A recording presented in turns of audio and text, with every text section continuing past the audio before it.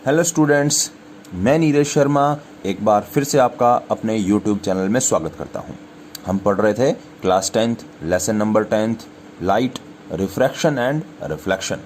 इस लेसन के 7 वीडियोज़ में अपलोड कर चुका हूं, चैनल की प्लेलिस्ट में अवेलेबल हैं। अगर आपने नहीं देखे हैं तो प्लीज़ जाइए और वो 7 वीडियोज़ देखिए ताकि आपको आने वाले सारे वीडियोज़ अच्छे से समझ आ सकें। ठीक है, आज का जो हमारा टॉपिक है वो है अपवर्तनांक यानी कि रिफ्रैक्टिव इंडेक्स। आइए स्टार्ट करते हैं। इससे पहले वाले वीडियो में हमने पढ़ा था कि जो लाइट होती है वो जब एक मीडियम से दूसरे मीडियम में जाती है तो उसकी स्पीड में कुछ बदलाव होता है, जिसकी वजह से लाइट थोड़ा बैंड होके निकलती है। और इसके रिलेटेड हमने 2 नियम भी पढ़े थे, यानी 2 लॉज पढ़े थे। पहला लॉ क्या था कि इंसिडेंट रे, रिफ्रैक्टेड रे और नॉर्मल, आपतित किरण, अपवर्तित किरण और अभिलंब, ये तीनों एक ही तल में होते हैं, ये हमने पढ़ा था। दूसरा जो रूल आपने पढ़ा था वो ये था कि जो एंगल ऑफ इंसिडेंस और एंगल ऑफ रिफ्लेक्शन है, यानी आई और आर, आपतन कोण और अपवर्तन कोण, इनका जो साइन होता है, उनका जो अनुपात होता है वो हमेशा कांस्टेंट होता है। ये हम पहले पढ़ चुके हैं। इसको हमने एक नाम भी दिया था, क्या? स्नेल्स रूल, यानी कि स्नेल का नियम है ये। ठीक है, ये जो कांस्टेंट था, इस कांस्टेंट को हमने कहा था कि ये रिफ्रैक्टिव इंडेक्स है। क्या कहा था? ये क्या है? Refractive index. ये हम पहले वाले वीडियो में पढ़ चुके हैं। आज वाले वीडियो में हमने पढ़ना है ये रिफ्रैक्टिव इंडेक्स यानी कि अपवर्तनांक क्या होता है, अच्छे से डिटेल में पढ़ना है। आइए स्टार्ट करते हैं। देखिए, लाइट जब एक मीडियम से दूसरे मीडियम में आती है तो उसकी स्पीड में चेंज आता है। जैसे मान लीजिए ये एक मीडियम एयर है और ये दूसरा मीडियम क्या है? ग्लास। यहां एयर से ग्लास में आने पर लाइट की स्पीड में बदलाव हुआ और जिसकी वजह से थोड़ी बैंड भी हुई है। ठीक है, मान लीजिए एयर में लाइट की स्पीड जो है आपको पता भी है कितनी है, 3 × 10⁸ मीटर पर सेकंड, और ग्लास में कितनी है? 2 × 10⁸ मीटर पर सेकंड। दोनों में जो लाइट की स्पीड का जो रेशियो आप निकालोगे वो क्या होता है? अपवर्तनांक। यानी कि किन्हीं 2 मीडियमों में, किन्हीं 2 माध्यमों में प्रकाश की चाल का जो अनुपात है, लाइट की स्पीड का जो रेशियो है वो क्या होता है? अपवर्तनांक होता है। ठीक है, आइए डेफिनेशन पढ़ते हैं। प्रकाश की 2 अलग अलग माध्यमों में चाल के अनुपात को बताने वाली भौतिक राशि क्या कहलाती है? अपवर्तनांक कहलाती है। समझ में आ जाएगा? यानी कोई भी 2 मीडियम हो, उनकी जो लाइट की जो स्पीड है उन दोनों मीडियमों में, उसका रेशियो निकाल लेंगे, वो क्या आएगा? अपवर्तनांक। इसको हम n से या म्यू से रिप्रेजेंट करते हैं। ये क्या है? म्यू, MU, म्यू और n से। पर ज़्यादातर अपनी बुक्स में NCERT में n से रिप्रेजेंट किया हुआ है, तो हम भी इस लेसन में इसको n से ही रिप्रेजेंट करने वाले हैं। यानी कि जहाँ भी मैं n लिखूँ, इसका मतलब आप ये मान लेना कि ये रिफ्रैक्टिव इंडेक्स है, यानी कि अपवर्तनांक है। आ जाएगी बात समझ में? अब आपको समझना है कि अपवर्तनांक जो होता है उसको रिप्रेजेंट कैसे करें, कैसे दिखाएं कि ये अपवर्तनांक है किसी एक मीडियम का किसी दूसरे मीडियम की तुलना में। ठीक है, आइए देखते हैं। अपवर्तनांक को अच्छे से समझने के लिए आपको पहले एक बात अपने दिमाग में रखनी है, वो क्या? कि अपवर्तनांक किसी एक मीडियम का नहीं होता। जैसे मान लीजिए आप यूं कहो कि ये कोई मीडियम है ग्लास, इसमें लाइट ट्रेवल कर रही है, इस मीडियम का अपवर्तनांक क्या होगा? नहीं, लाइट एक मीडियम में एक ही स्पीड से चलती है, उसकी स्पीड में कोई बदलाव ही नहीं होता। तो जब स्पीड में कोई बदलाव ही नहीं होगा तो फिर अपवर्तनांक आप नहीं निकाल पाएंगे। अपवर्तनांक तब होता है जब लाइट किसी एक मीडियम से दूसरे मीडियम में जाए। ठीक है, तो अब हम ये पढ़ने वाले हैं कि अपवर्तनांक किसका निकालना होता है, कैसे निकालना होता है और इसको कैसे रिप्रेजेंट किया जाता है। आइए देखें। हमारा अगला टॉपिक है रिफ्रैक्टिव इंडेक्स को रिप्रेजेंट कैसे करें, यानी रिफ्रैक्टिव इंडेक्स लिखा कैसे जाए। आइए समझने की कोशिश करते हैं। देखिए, रिफ्रैक्शन होता ही तब है जब लाइट एक मीडियम से दूसरे में जाए। यानी लाइट अगर एक ही मीडियम में ट्रेवल करती रहेगी तो कोई रिफ्रैक्शन नहीं होगा। ठीक है, लाइट जब डिफरेंट डिफरेंट मीडियम से ट्रेवल करेगी तब क्या होता है, रिफ्रैक्शन। तो ऐसे में रिफ्रैक्शन यानी कि रिफ्रैक्टिव इंडेक्स को हम कैसे रिप्रेजेंट करें, अपवर्तनांक को कैसे लिखा जाए। तो सबसे पहली बात है आप सिंबल लिख लेंगे n। ये क्या है, रिफ्रैक्टिव इंडेक्स। ठीक है, लाइट जिस मीडियम से आ रही है, मान लीजिए ये लाइट आ रही है एयर से, किस में आ रही है, ग्लास में। ठीक है, तो किसका रिफ्रैक्टिव इंडेक्स निकाल रहे हैं हम, ग्लास का, किसकी तुलना में, एयर की तुलना में। यानी लाइट जब एक मीडियम से दूसरे मीडियम में आए तो हम रिफ्रैक्टिव इंडेक्स कौन से मीडियम का निकाल रहे हैं, जहां लाइट गई है, लाइट की स्पीड में जहां बदलाव हुआ है उसका रिफ्रैक्टिव इंडेक्स हम निकाल रहे होते हैं। तो जिसका रिफ्रैक्टिव इंडेक्स निकालना होता है उसको पहले लिखते हैं। जैसे मान लीजिए लाइट आई है air to glass, air to glass, तो आपने सबसे पहले तो सिंबल लिख लिया, क्या लिखा, n। फिर आप लिखेंगे जिसमें लाइट आई है उसको, यानी कि ग्लास को, जिसमें से आई है, एयर में से। तो आप इसको क्या पढ़ेंगे, NGA, यानी कि रिफ्रैक्टिव इंडेक्स ऑफ ग्लास किसकी तुलना में, एयर की तुलना में। क्या पढ़ेंगे आप इसको, रिफ्रैक्टिव इंडेक्स ऑफ ग्लास किसकी तुलना में, एयर की तुलना में। इंग्लिश में कहें refractive index of glass with respect to air. समझ में आ रही बात, ये किसके बराबर है। अब आपके पास यहां दो चीजें लिखनी है, एक आपका न्यूमरेटर होता है, एक आपका डेनोमिनेटर होता है। यानी कि एक आप अंश लिखेंगे, एक आप हर लिखेंगे। जो न्यूमरेटर होता है वो क्या होता है, जब लाइट आपकी किसी पहले मीडियम से आ रही है, जहां से लाइट चलनी शुरू हुई है वो ये है, यानी कि speed of light, speed of light यानी प्रकाश की गति कहां पर, पहले वाले मीडियम में। पहले वाला मीडियम कहां, कौन सा है, जहां से लाइट चली थी, यानी कि एयर। और बटे में क्या लिखना है, नीचे क्या लिखना है, डेनोमिनेटर में क्या लिखना है, जहां लाइट गई है, speed of light in glass. समझ में आ जाएगा। दोबारा से आप इस बात को समझने की कोशिश करिए कि ये क्या मामला था, और फिर एक और एग्जांपल लेके इसको और क्लियर करते हैं। सबसे पहली बात, आपको सिंबल लिखना है, जहां से लाइट चली थी और जहां लाइट गई है वो दो बातें सोचनी है। जहां लाइट जा रही है, सेकंड मीडियम आपका जो है वो पहले लिखा जाएगा, जी, और जहां से आई थी वो बाद में। इसको आप पढ़ेंगे रिफ्रैक्टिव इंडेक्स, n तो रिफ्रैक्टिव इंडेक्स हो गया किसका, ग्लास का, किसकी तुलना में, एयर की तुलना में। आगे मैंने बोला कि दो चीजें हैं, न्यूमरेटर और डिनोमिनेटर। न्यूमरेटर वो होगा जहां से लाइट चल रही है, यानी कि यहां कहां से चल रही लाइट, एयर से, तो प्रकाश की चाल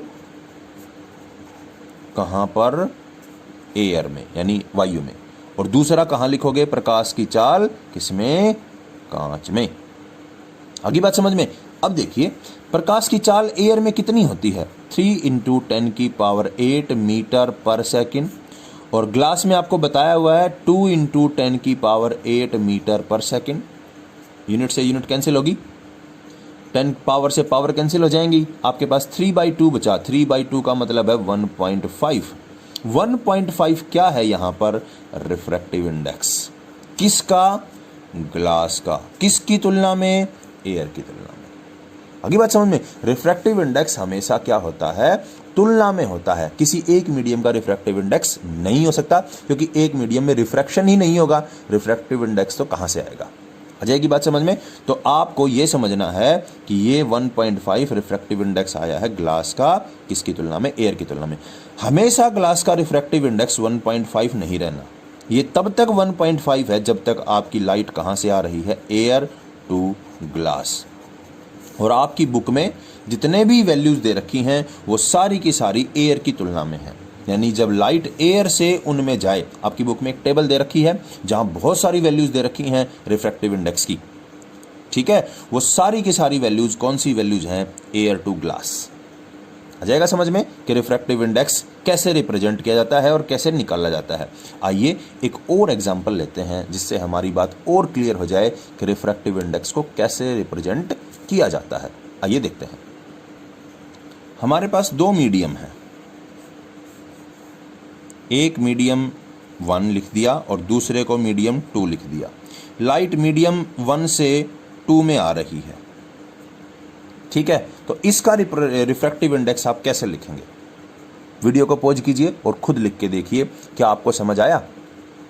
देखिए आपने क्या देखा, सबसे पहली बात आपको सैंबल लिखना था n, किसका रिफ्रैक्टिव इंडेक्स निकालना है 2 सेकंड मीडियम का, किसके तुलना में, 1 की तुलना में, जिसका निकालना है पहले वो किसकी तुलना में, 1 की तुलना में।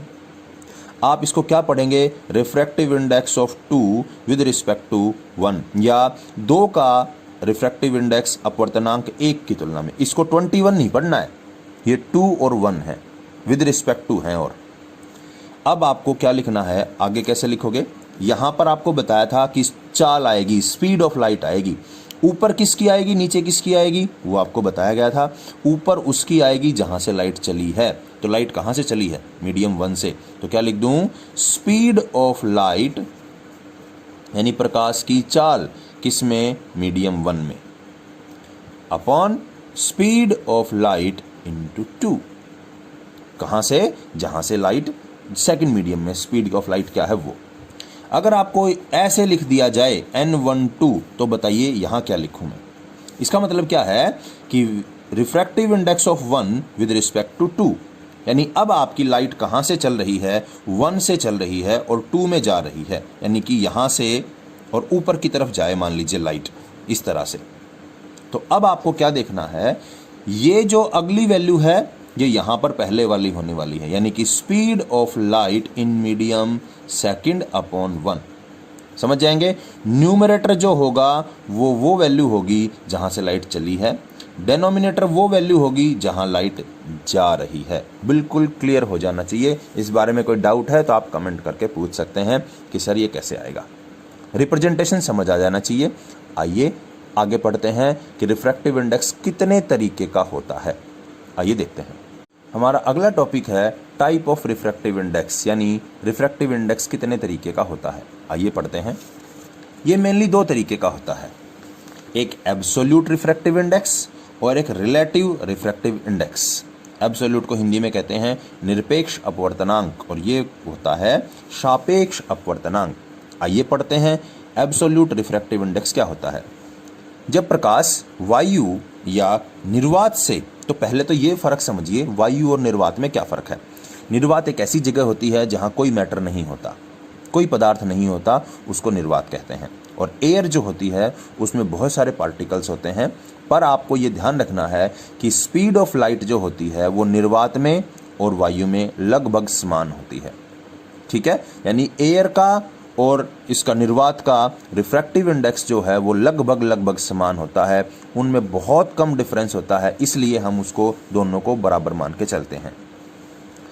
जब प्रकाश वायु या निर्वात से किसी माध्यम में जाए तब उस माध्यम के अपवर्तनांक को निरपेक्ष अपवर्तनांक कहा जाता है। देखिए मान लीजिए आपका एक मीडियम ग्लास है और एक मीडियम एयर है, तो लाइट एयर से जाए ग्लास में, तब जो रिफ्रैक्टिव इंडेक्स की वैल्यू ग्लास की होगी वो क्या कहलाएगी, एब्सोल्यूट रिफ्रैक्टिव इंडेक्स। समझ आई बात।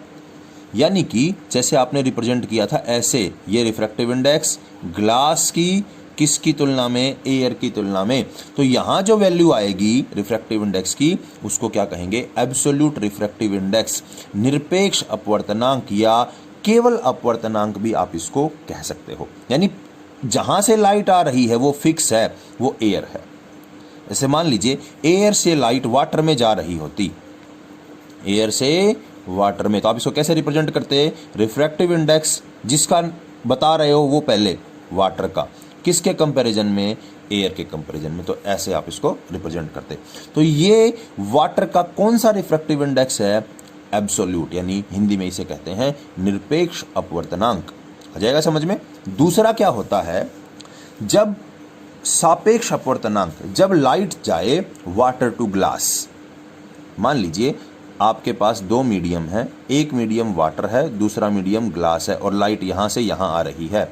अब इसके रिफ्रैक्टिव इंडेक्स को आप कैसे रिप्रेजेंट करेंगे, देखिए सैंबल, जहां लाइट जा रही है पहले वो, यानी कि ग्लास में, कहां से आ रही है, वाटर से, तो ये ऐसे लिखा जाएगा। अब इसमें एयर नहीं है, यानी कि लाइट एयर से नहीं चली, तो अब ये एब्सोल्यूट रिफ्रैक्टिव इंडेक्स या केवल अपवर्तनांक नहीं है, अब ये रिलेटिव रिफ्रैक्टिव इंडेक्स कहा जाएगा। क्या कहा जाएगा? ये रिलेटिव रिफ्रैक्टिव इंडेक्स आ जाएगी दोनों में। हमारा अगला टॉपिक है यूनिट क्या होती है रिफ्रैक्टिव इंडेक्स की। तो ये रिफ्रैक्टिव इंडेक्स की कोई यूनिट नहीं होती, यानी कि ये एक सिर्फ नंबर है, संख्या है, इसकी यूनिट नहीं होती। क्यों नहीं होती? देखो आपने ये पढ़ा था कि रिफ्रैक्टिव इंडेक्स जो होता है n, वो किसके इक्वल होता है? Sine i upon sine r के। तो दोनों भौतिक राशियां समान हैं, साइन है, इसलिए यहाँ पर रिफ्रैक्टिव इंडेक्स जो है उसकी कोई यूनिट नहीं होती। दोनों भौतिक राशियां जिनसे आप निकालना चाहते हो दोनों इक्वल हैं, तो यहाँ कोई यूनिट नहीं है। रिफ्रैक्टिव इंडेक्स जो है सिर्फ एक संख्या है, एक नंबर है, बस यूनिटलेस होता है रिफ्रैक्टिव इंडेक्स। ये बात आपको याद रखनी है। आइए अगला टॉपिक पढ़ते हैं। आइए अब बुक में दी हुई एक टेबल से कुछ रिफ्रैक्टिव इंडेक्स की वैल्यूज नोट करते हैं और कुछ कंक्लूजन निकालने की कोशिश करते हैं। देखिए बुक में दिया हुआ है एयर का रिफ्रैक्टिव इंडेक्स कितना है? 1.0003। आइस का रिफ्रैक्टिव इंडेक्स दे रखा है 1.31। और एक और नोट कर लेते हैं, डायमंड का रिफ्रैक्टिव इंडेक्स दे रखा है 2.42। अब इन तीन वैल्यूज से आपको क्या समझ में आता है? आइए वन बाई वन करके समझते हैं। सबसे पहले इसके बारे में बात करते हैं। डायमंड का रिफ्रैक्टिव इंडेक्स 2.42 है। इससे क्या कंक्लूजन निकाला जाए कि जब लाइट एयर से डायमंड में आती है, एक तो आपको यह समझना है जितने भी रिफ्रैक्टिव इंडेक्स दे रखे हैं वो सारे एयर के कंपैरिजन में हैं, एब्सोल्यूट रिफ्रैक्टिव इंडेक्स हैं वो, यानी सारे के सारे अपवर्तनांक किसके कंपैरिजन में है? एयर के कंपैरिजन में है, बुक में जो भी डाटा दिया हुआ है। तो जब लाइट एयर से डायमंड में आती है तो लाइट की स्पीड जो है वो इतने गुना कम हो जाती है रिफ्रैक्टिव इंडेक्स की वैल्यू से। ये समझ में आता है, समझ आया? डायमंड का रिफ्रैक्टिव इंडेक्स 2.42 है। इससे आपको क्या समझ में आया, या ये अपनी एनसीईआरटी में प्रॉब्लम भी है ये कि रिफ्रैक्टिव इंडेक्स इतना है, तो आपको क्या समझ में आया? तो हमें यह समझ में आता है कि लाइट की स्पीड इतने गुना कम हो जाएगी जब वो कहां से कहां आएगी? एयर से डायमंड में। तो अब आप सोच के बताइए कि आइस का रिफ्रैक्टिव इंडेक्स 1.31 है, इसका क्या मतलब है? वीडियो पॉज करिए और सोचिए, क्या सोचा आपने कि लाइट की स्पीड 1.31 टाइम्स स्लो हो जाएगी, कम हो जाएगी। कब? जब लाइट कहां से कहां जाएगी? एयर से आइस में जाएगी। आगे बात समझ में? आपको कैरोसिन ऑयल दिया हुआ होता है, उसका रिफ्रैक्टिव इंडेक्स है 1.44। इससे क्या समझ में आया कि लाइट जब एयर से किस में जाएगी? कैरोसिन ऑयल में जाएगी, तो लाइट की स्पीड कितनी कम हो जाएगी? 1.44 कम हो जाएगी। किसी रिफ्रैक्टिव इंडेक्स का ये मतलब है। अपनी बुक में जितने भी एग्जाम्पल दे रखे हैं उनमें सबसे ज्यादा रिफ्रैक्टिव इंडेक्स किसका दे रखा है? डायमंड का। यानी कि डायमंड में लाइट की स्पीड स्लोएस्ट होगी, जो एग्जाम्पल अपनी बुक में दे रखे हैं उनमें। और लाइट की स्पीड मैक्सिमम कब होगी? एयर में होगी, जब आपका रिफ्रैक्टिव इंडेक्स है 1.0003। बात समझ में आ गई कि किसी रिफ्रैक्टिव इंडेक्स से हम क्या कंक्लूजन निकाल सकते हैं। आपने इससे पहले वाले वीडियो में पढ़ा था कि रेयरर मीडियम क्या होता है, डेंसर मीडियम क्या होता है। रेयरर मीडियम को हिंदी में हम क्या कहते हैं? विरल माध्यम। और डेंसर मीडियम को हम हिंदी में क्या कहते हैं? सघन माध्यम।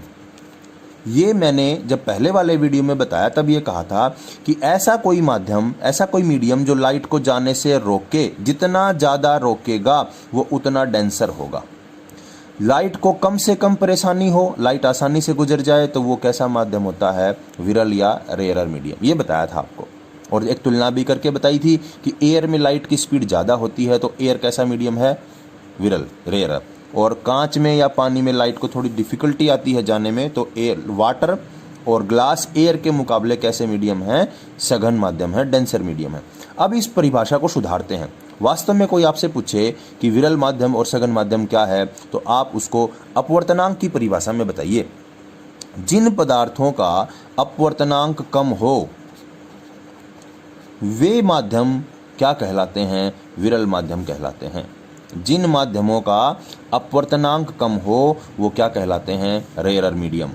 जिन माध्यमों का अपवर्तनांक ज़्यादा हो वो क्या कहलाते हैं? Denser medium. समझ में आ गई बात? अब इस बात को कैसे समझेंगे? उन दोनों बातों को जोड़िए जो पहले वाले वीडियो में पढ़ी थी और इस वाले वीडियो में।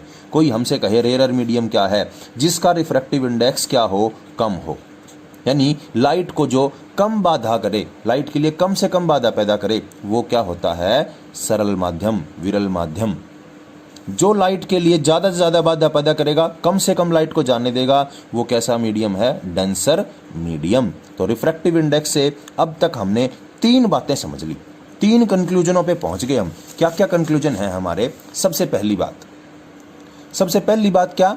कि रिफ्रैक्टिव इंडेक्स जितना ज़्यादा होगा, यानी अपवर्तनांक जितना ज़्यादा होगा, लाइट की बेंडिंग उतनी ही ज़्यादा होगी। रिफ्रैक्टिव इंडेक्स जितना ज़्यादा होगा, लाइट की स्पीड यानी कि प्रकाश की चाल उतनी ही कम होगी।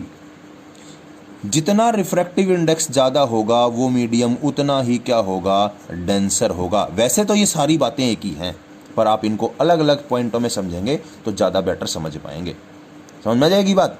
तो अब आपको ये याद रखना है कि रिफ्रैक्टिव इंडेक्स जहाँ ज़्यादा है बेंडिंग ज़्यादा होगी। रिफ्रैक्टिव इंडेक्स जितना ज़्यादा है वहाँ स्पीड उतनी कम होगी। रिफ्रैक्टिव इंडेक्स जितना ज़्यादा है वहाँ पर मीडियम उतना ही सघन कहा जाएगा, डेंसर कहा जाएगा।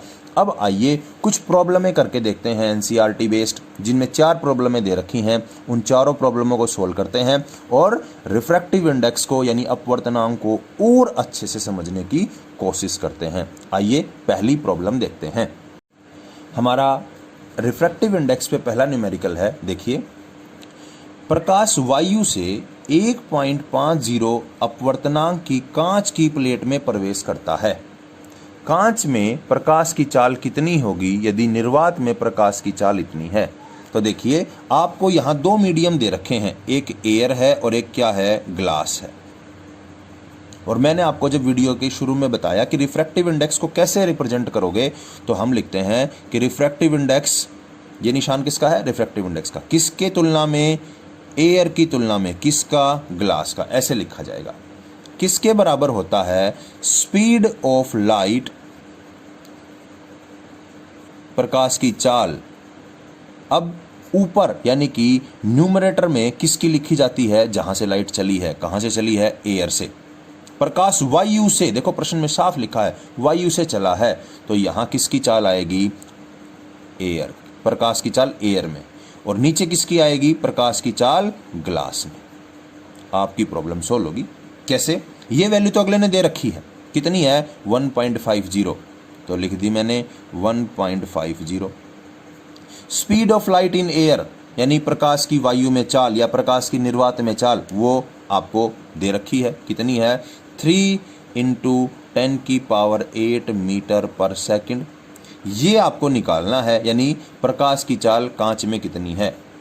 ठीक है, तो अब कैसे निकालेंगे भाई इसको? इसको इधर ले जाइए, इसको इधर ले आइए, यानी कि स्पीड ऑफ लाइट यानी प्रकाश की चाल इन ग्लास, कांच में, किसके बराबर होगी? 3 × 10⁸ मीटर पर सेकंड अपॉन 1.50।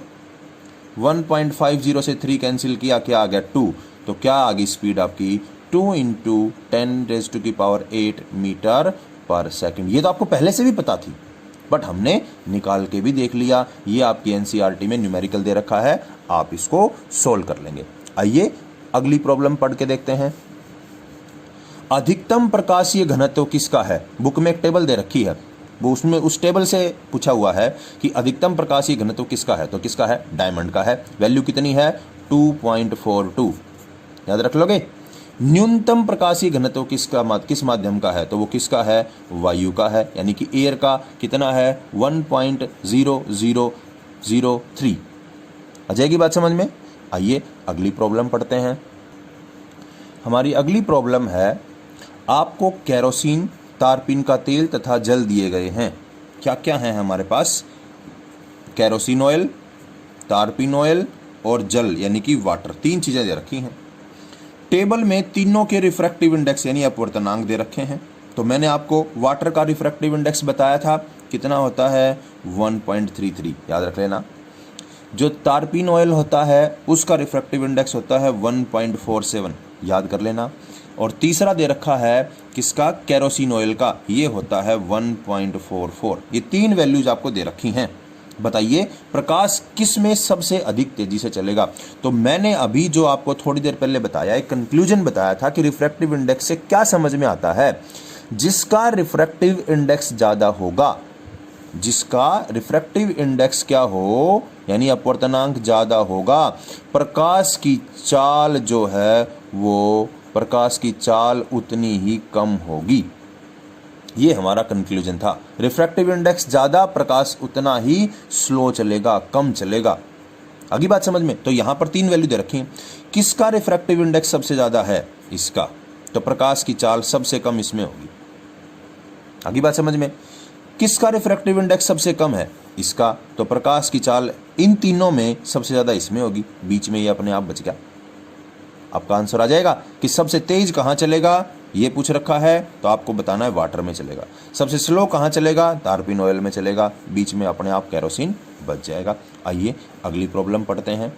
हीरे का अपवर्तनांक 2.42 है, इससे क्या मतलब है। तो मैंने ये वाला भी क्वेश्चन आपका पहले सोल्व कर दिया था। किसी के रिफ्रैक्टिव इंडेक्स का मतलब है कि उसमें प्रकाश की चाल वायु की चाल से उतनी कम होगी। जैसे डायमंड का रिफ्रैक्टिव इंडेक्स बता रहा है 2.42, इसका मतलब लाइट की जो स्पीड है वो एयर में इसके मुकाबले इतनी ज्यादा है। या यूं कह लीजिए, डायमंड में एयर की स्पीड, प्रकाश की चाल डायमंड में एयर के मुकाबले इतनी कम है। आप हमेशा कम के हिसाब से याद रखना। जैसे वाटर का रिफ्रैक्टिव इंडेक्स 1.33 है, क्या मतलब है इस बात का, इसका मतलब ये है कि प्रकाश की चाल पानी में वायु के मुकाबले इतनी कम है, तारपीन ऑयल में इतनी कम है, इतने गुना कम है, इतने गुना कम है, इतने गुना कम है। ये आपका रिफ्रैक्टिव इंडेक्स से हमारा मतलब होता है। एनसीईआरटी में ये 4 ही प्रॉब्लमें रिफ्रैक्टिव इंडेक्स पे दे रखी थी, ये मैंने आपको बता दी। फिर भी आप इसके अलावा भी कोई प्रॉब्लम सॉल्व करना चाहते हो तो एक छोटी सी बात दोबारा से सोचिए। उस बात को समझ के आप कोई भी प्रॉब्लम आप सॉल्व कर सकते हो आसानी से। देखिए, मान लीजिए आपके पास ये एक मीडियम है और एक ये मीडियम है।